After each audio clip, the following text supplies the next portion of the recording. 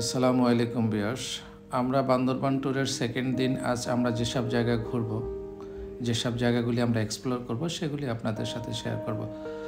আপনার বান্দরবান ট্যুরের প্রথম পার্ট আপনারা হয়তো দেখে ফেলেছেন। আমরা এখন সেকেন্ড পার্ট অর্থাৎ দ্বিতীয় দিনে কোন কোন জায়গায় ঘুরব সেগুলি আপনাদের সাথে শেয়ার করব। বান্দরবান ট্যুরের প্রথম পার্টটি যদি কেউ দেখে না থাকেন, আমি ডিসক্রিপশন বক্সে লিঙ্কটি দিয়ে রাখবো, প্লিজ দেখে নিতে পারেন। আমরা রিসোর্ট থেকে ব্রেকফাস্ট শেষ করে বান্দরবনের নীলাচল এবং মেঘলা পর্যটন কেন্দ্রের আশেপাশে যেসব ভিউ পয়েন্টগুলি আছে সেগুলি দেখার জন্য আমরা বেরিয়ে পড়লাম। আশা করি আপনারাও আমাদের সাথে থাকবেন। আমরা বান্দরবনে গতকাল এসেছি। গতকালকে যেসব জায়গাগুলি ঘুরেছি সেগুলি আমরা অলরেডি আপনাদের সাথে শেয়ার করছি। বান্দরবান ট্যুরের এটা হলো দ্বিতীয় পার্ট। তো বান্দরবান শহরে আসলে পাহাড়ি অঞ্চলের অন্যরকম একটি সৌন্দর্য আকর্ষণ আছে। আঁকাপাকা রাস্তা, মনে হয় যেন কোনো শিল্পীর তুলিতে আঁকা একটি চিত্র। ঘুরতে ভালোই লাগে এবং চারপাশে এত সবুজ এবং সৌন্দর্য, প্রাকৃতিক লীলাভূমি, দেখতে মন জুড়িয়ে যায়। আজ আমরা বান্দরবানের আশেপাশে যেসব স্পটগুলি আছে সেগুলি ঘুরব এবং সেগুলি আপনাদের সাথে শেয়ার করব।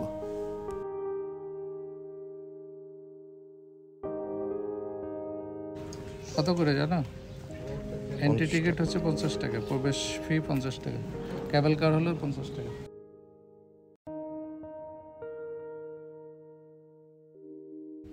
আমরা বান্দরবান শহরে খুবই কাছে মেঘলা পর্যটন কেন্দ্রটি আজকে ঘুরে দেখব। চলুন ভিতরে যাই। এখানে পর্যটন কেন্দ্রে ঢুকতে হলে 50 টাকা টিকিট দিয়ে পার পার্সন ঢুকতে হয় এবং আপনি যদি ক্যাবেল কারে উঠেন সেখানেও 50 টাকা টিকিট কেটে আপনাকে ক্যাবেল কারে উঠতে হবে।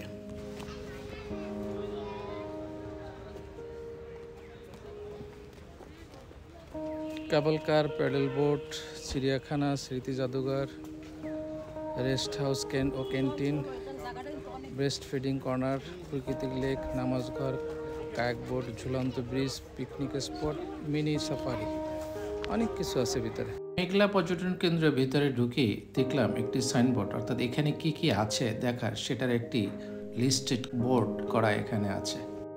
একটি ঢালু রাস্তা, দুপাশে প্রচুর গাছ, গাছগুলির আইডেন্টিটি অর্থাৎ পরিচয় দেওয়া আছে।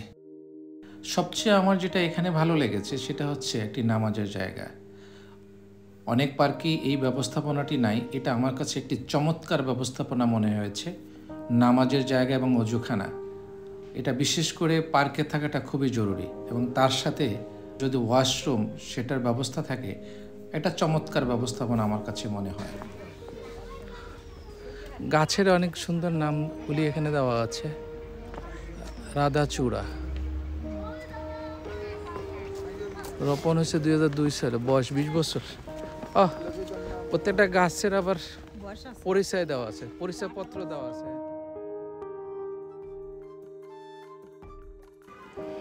ওয়াও, অসাধারণ, চমৎকার একটি name plate. I love Bandarban, অসাধারণ। যেহেতু রাস্তাটা অনেক ঢালু এবং উঠতে নামতে অনেক এনার্জি দরকার, মাঝে মাঝে হয়তো বয়স্ক বা শিশুদের রেস্ট নেওয়া দরকার, সেজন্য দুই পাশে বসার সুন্দর ব্যবস্থা আছে। আপনারা যদি কেউ উঠতে নামতে কষ্ট হয় অথবা হাঁপিয়ে যান, তাহলে এখানে রেস্ট নিয়ে আস্তে আস্তে নিচের দিকে নামতে পারেন অথবা নিচ থেকে উপরের দিকে উঠতে পারেন। জায়গাটা অনেক সবুজ এবং ক্লিন, এটা আমার কাছে অনেক ভালো মনে হয়েছে। সামনে দেখা যাচ্ছে ওয়াচ টাওয়ার, অর্থাৎ এখানে উঠে উপরের সুন্দর দৃশ্যগুলি এখান থেকে উপভোগ করা যায়। চলুন আমরা ওয়াচ টাওয়ারে উঠে লেক এবং আশেপাশের দৃশ্যগুলি দারুণভাবে উপভোগ করি।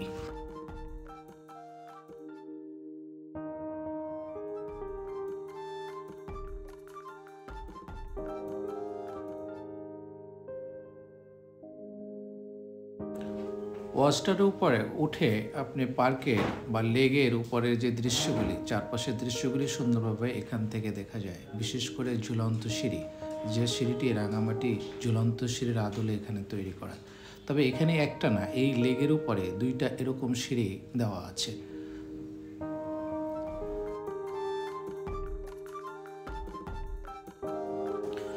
ওয়াচটার উপরে উঠে কিছু গাছের দৃশ্য আমরা দেখতে পেলাম, যেটা মনে হচ্ছে অন্যরকম, অর্থাৎ শীত প্রধান দেশের গাছের পাতাগুলি যেরকম রঙিন থাকে এখানে সেরকম একটা রঙিন পাতা, চমৎকার লাগতেছিল। এখানে কি লেখা, ও কিউট, ছোট্ট একটি বিড়াল ছানা, হয়তো ওর আম্মুকে খুঁজছে, এখানে একা একা হাঁটাহাঁটি করতেছে, অনেক কিউট। এবার চলুন আমরা যাই ঝুলন্ত সিঁড়িতে। এখানে কি লেখা আছে, লেকের পানিতে যে কোনো আবর্জনা বা প্লাস্টিকের বোতল ফেলা নিষেধ। এটা একটি সুন্দর নির্দেশনামূলক বার্তা। আমরা যারা ঘুরতে যাই বা পর্যটন কেন্দ্রতে আমরা যারা বেড়াতে আসি, তারা অনেক সময় আমরা সেই জিনিসটা খেয়াল করি না, চিপস, পানির বোতল অথবা খাবারের যেসব উচ্ছিষ্ট অংশ আছে সেগুলি আমরা কোথায় ফেলছি। যেহেতু আমাদের দেশ পর্যটন কেন্দ্র আমাদের সম্পদ, তাই এগুলি পরিবেশ রক্ষা করার দায়িত্ব আমাদের। প্রত্যেকটা মানুষ এগুলির বিষয়ে খেয়াল রাখি, তাহলে আমাদের এই এরিয়াগুলি সুন্দর এবং ক্লিন থাকবে এবং পরিবেশও নষ্ট হবে না, পরিবেশও ভালো থাকবে।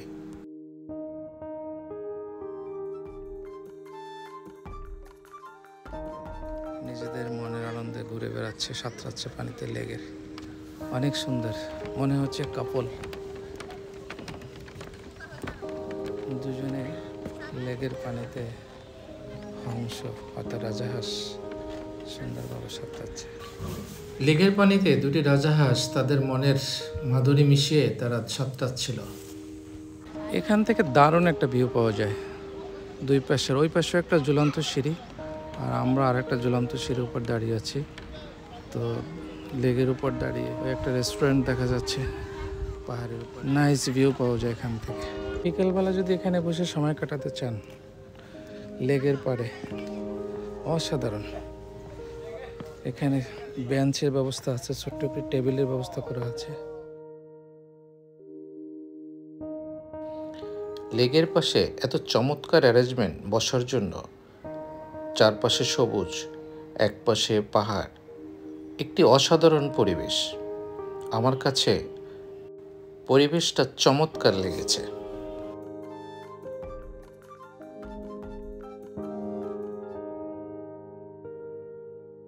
আপনি যদি একেবারেই নেচার এবং প্রাকৃতিকের মধ্যে সময় কাটাতে চান তাহলে এই জায়গাটি আমার কাছে পারফেক্ট জায়গা মনে হয়। কারো যদি ওয়াশরুম ব্যবহার করার প্রয়োজন হয় সে ব্যবস্থাও এখানে আছে। এবার আমরা কেবল করে চড়ে লেগের ভিতরের দৃশ্যগুলি উপভোগ করব।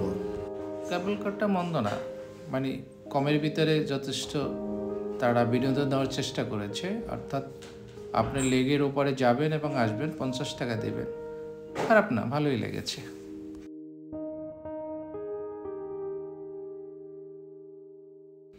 বিশেষ করে বাচ্চাদের জন্য অনেক আনন্দের একটি ব্যবস্থা, সাধ্যের মধ্যে বিনোদনের চেষ্টা।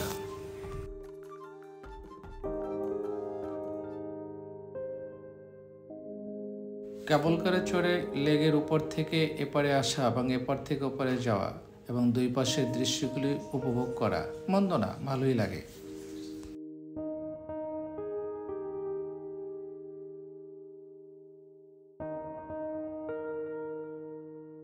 ভিউয়ার্স, আমরা মেঘলা পর্যটন কেন্দ্রটি এক্সপ্লোর করে আমরা যাব নীলাচল। নীলাচলের সুন্দর দৃশ্যগুলি আমরা উপভোগ করব এবং তাও আপনাদের সাথে শেয়ার করব। বান্দরবান সম্পর্কে আমার যথেষ্ট কৌতূহল আছে, কারণ এর আগে আমি যেহেতু আসিনি তাই আমার আকর্ষণটা অনেক বেশি। এখানে দেখলাম একটা জাদুঘর আছে, মানে স্থানীয় কিছু ছবি, চিত্রকর্ম, অরুণ সরকারি মিউজিয়াম। চাইলে আপনারা বোটিংও করতে পারেন, বোটিংয়ের ব্যবস্থা এখানে আছে। কত করে? দুইজনে গেলে 100 আর তিনজনে গেলে 150। টাইমিং কি আছে কিছু? টাইম আছে 20 মিনিট। 20 মিনিট 100? তিনজনে 150। হ্যাঁ? এত বেশি কেন? তো বেশি 20 মিনিট 100, আধা ঘন্টা 100 হলে ঠিক আছে।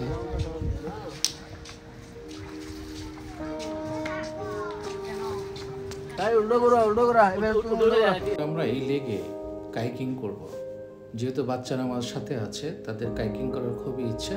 চলুন আমরা কাইকিং করি।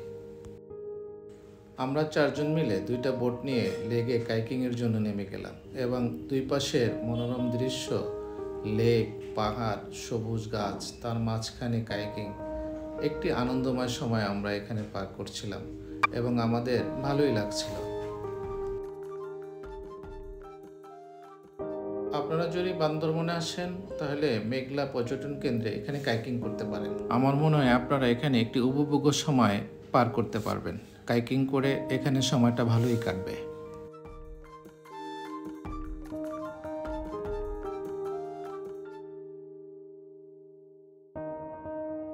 তবে এখানে অনেকগুলি রাস্তা অনেক দিকে গেছে এবং অনেক কিছু দেখার আছে। আপনি যদি এখানে একদিনের সময় নিয়ে আসেন তাহলে আপনি পুরো জায়গাটা এক্সপ্লোর করে আপনি এনজয় করতে পারবেন।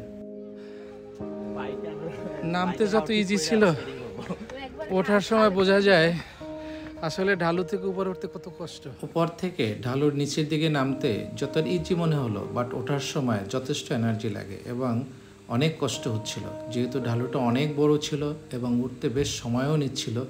আমার কাছে মনে হয় আপনারা একটু রেস্ট নিয়ে তারপর ওঠাটাই সবার জন্য বেটার হবে এবং সাথে অবশ্যই আপনারা পানি রাখবেন। লেগের সুন্দর একটি মানচিত্র গেটে দেখতে পেলাম। কৃষ্ণচূড়া চাল, বিন্নি চাল, এগুলো কি হলুদ? আমরা মেঘলা পর্যটন কেন্দ্র ঘুরে যখন বেরোচ্ছিলাম, গেটে বিভিন্ন ধরনের পাহাড়ি কিছু চাল আমরা দেখতে পেলাম, কিছু মশলা এবং কিছু ফ্রুটসের এখানে বিক্রি করতেছিল।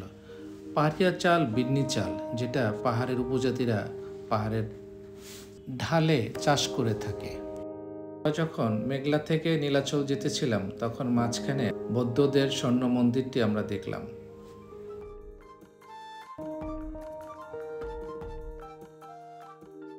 সাধারণত এটাকে বৌদ্ধ স্বর্ণ মন্দির হিসাবেই পরিচিত এবং সুউঁচু বৌদ্ধ মূর্তিটি দূর থেকেই দেখা যাচ্ছিল। বান্দরবান যেহেতু পাহাড়ি এলাকা, এখানে অনেক উপজাতিরা বসবাস করে এবং বৌদ্ধ ধর্ম অবলম্বী লোকজনও এখানে অনেক বেশি। আমরা পাহাড়ের উপরের উঁচু নিচু রাস্তা ধরে আমরা নীলাচল পৌঁছে গেলাম। কত করে? 50 টাকা করে, চারজনের জন্য। মানে না, নীলাচলে ঢুকতে 50 টাকা, আর গাড়ি নিয়ে যেতে পারলে যাওয়া যাবে না? 100 টাকা। ও, মানে 100 টাকা কি সিএনজি অন্য যে কোনো গাড়ি 100 টাকা, প্রাইভেট কার 100 টাকা? আচ্ছা ঠিক আছে। দোকান 100 টাকা কোনো বড় কিছু না। গাড়ি নিয়ে যাব না, হাঁটতে হবে নাকি? অনেক না। মেন স্পটে দেখতে গেলে 10 মিনিট, গাড়ি দিয়ে গেলে 1 মিনিট। তবে আমার কাছে মনে হয় আপনি হেঁটে হেঁটে এই জায়গাটি দেখাটাই সবচেয়ে উত্তম, কারণ আপনি হাঁটলে সব জায়গাগুলি সুন্দরভাবে দেখতে পারবেন। আসলে পাহাড়ের চারপাশে এত সবুজ, এত গাছ, এত সুন্দর, আপনার চোখ জুড়িয়ে যাবে। আপনি যেদিকে তাকাবেন শুধু সবুজ আর সবুজ, পাহাড়ের গা ঘেঁষে শুধু গাছ, সবুজ বন, উঁচু নিচু পাহাড়ের চূড়া, অন্যরকম একটি অনুভূতি আপনার ভিতরে কাজ করবে। আসলে মানুষ পাহাড়কে এত ভালোবাসে এবং পাহাড় যে মানুষকে এত আকর্ষণ করে সেটার অনেকটা কারণ হচ্ছে এটা।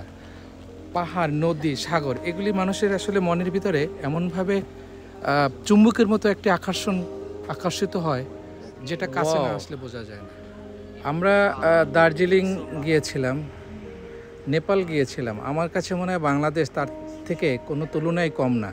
আর দার্জিলিং অথবা নেপালের সাথে কম্পেয়ার করি, আমার কাছে মনে হয় বাংলাদেশ তার তুলনায় একটুও কম না, অনেক সুন্দর। আমরা বাংলাদেশকে আসলে ওইভাবে খুঁজি না, দেখি না। বাংলাদেশের পার্বত্য অঞ্চলটা এত সুন্দর, পাহাড়ের প্রত্যেকটা সৌন্দর্য পরতে পরতে সৌন্দর্য খুঁজে পাওয়া যায়।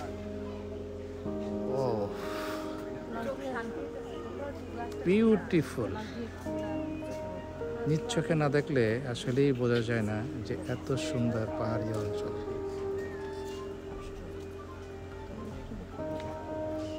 কি পরিমাণ সুন্দর।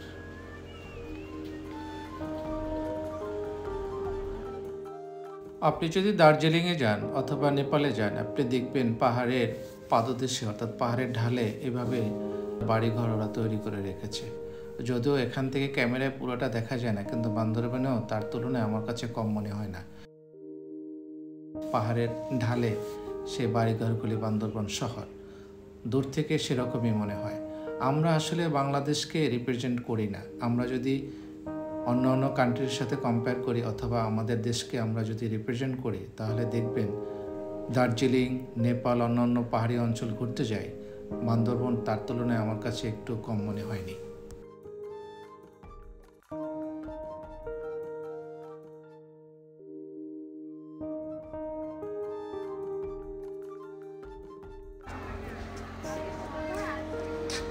লাভ পয়েন্ট, এই লাভ চিহ্নটার কারণে এই লাভ পয়েন্ট এখানে রাখা হয়েছে। মিশ্র ফলদ বা বাগান, নীলাচল শুভ উদ্বোধন।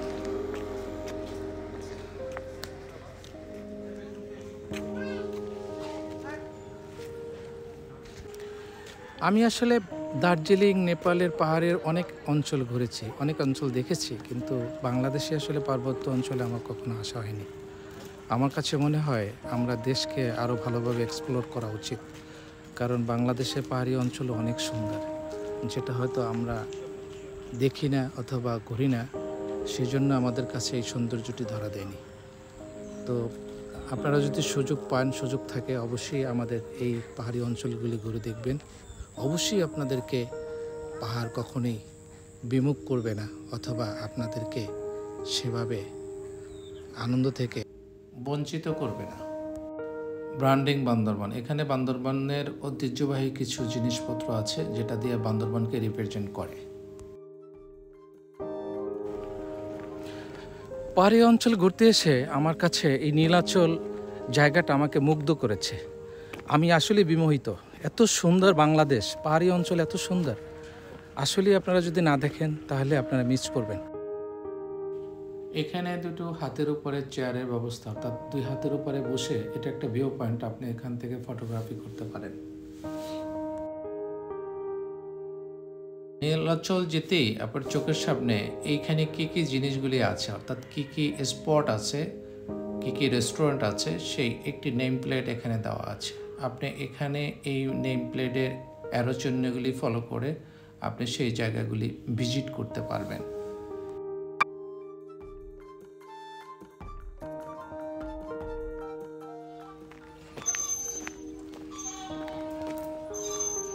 নীলাচল 0 কিলোমিটার। আপনি আরেকটা অ্যাঙ্গেল থেকে দেখেন, পাহাড়ের চূড়া দেখা যাচ্ছে এবং পাহাড়ের উপজাতিরা পাহাড়ের যে খাদে খাদে অর্থাৎ ভাজে ভাজে তাদের যে ঘরবাড়িগুলি, সেটা এখান থেকে সুন্দরভাবে দেখা যায়। মেঘাচ্ছন্ন পাহাড়, চাদরে ঢাকা পাহাড়, মনে হয় যেন কুয়াশার চাদর দিয়ে তাকে আবৃত করে রেখেছে। এটা একটা আলাদা সৌন্দর্য আছে।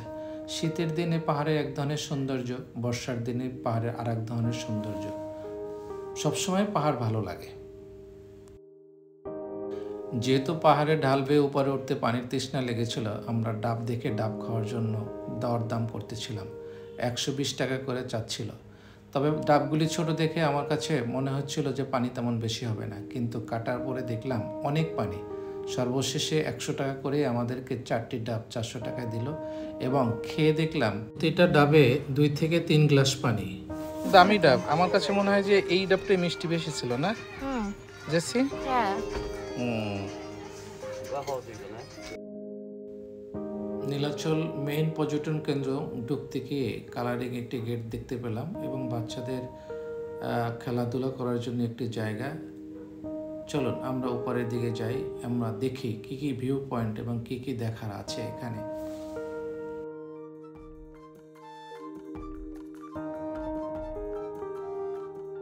নেম প্লেট, নাম ফলক, নীলাচল জেলা প্রশাসন, বান্দরবান।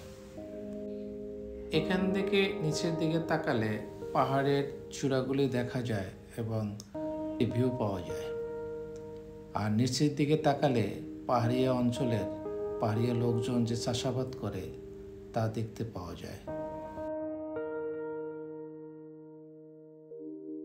আর একটা বিষয় খুব ভালোভাবে অনুধাবন করা যায় যে পাহাড়ের বসবাসরত মানুষগুলি কত কষ্ট করে এখানে ফসল ফলায়। লা রং একটি ভিউ পয়েন্ট, এখান থেকেও একটি ভিউ পাওয়া যায় এবং যারা ফটোগ্রাফি করে তাদের জন্য একটি সুন্দর জায়গা। আপনারা চাইলে এখানে ফটোগ্রাফি করতে পারেন এবং পিছন থেকে পাহাড়ের দৃশ্য দেখতে পাবেন।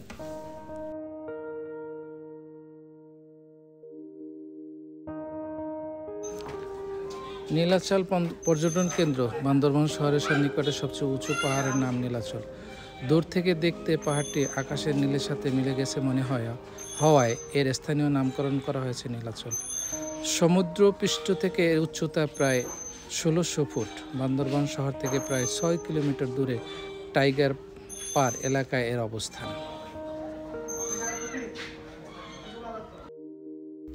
এখানে একটা ওয়াচ টাওয়ার আছে, তার নিচে সুন্দর বসার ব্যবস্থা আছে, বাট ওয়াচ টাওয়ারটা দেখলাম বন্ধ। শিল্প কারুকার্য ফলক আছে, দেখতে ভালোই লাগে। ডান সাইডে এটা একটি ভিউ পয়েন্ট, এখান থেকে আলাদা একটি ভিউ পাওয়া যায়। নীলাচলে অনেকগুলি ভিউ পয়েন্ট আছে যেখান থেকে বিভিন্ন অ্যাঙ্গেল থেকে পাহাড়ের বিভিন্ন ভিউ পাওয়া যায় এবং ফটোগ্রাফি করার জন্য একটি পারফেক্ট জায়গা। এটা আর একটা ভিউ পয়েন্ট, অর্থাৎ এটা পূর্ব দিকে পাহাড়ে ভিউ পাওয়া যায় এবং পাহাড়ে বসবাসরত মানুষগুলির ঘরবাড়ি এখান থেকে কিছু দেখা যায়। এরা কত কষ্ট করে পাহাড়ে বসবাস করে।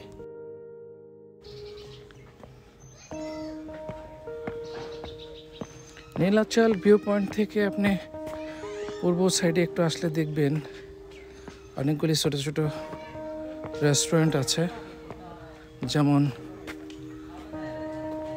Nilambari resort and restaurant.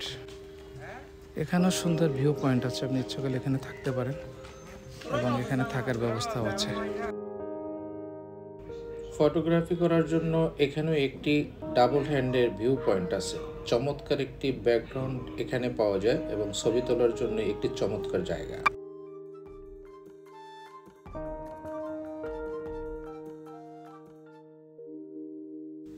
মাঝে মাঝে কিছু বসার জায়গা এবং বাচ্চাদের খেলাধুলা করার জন্য কিছু কিছু ব্যবস্থা এখানে রয়েছে।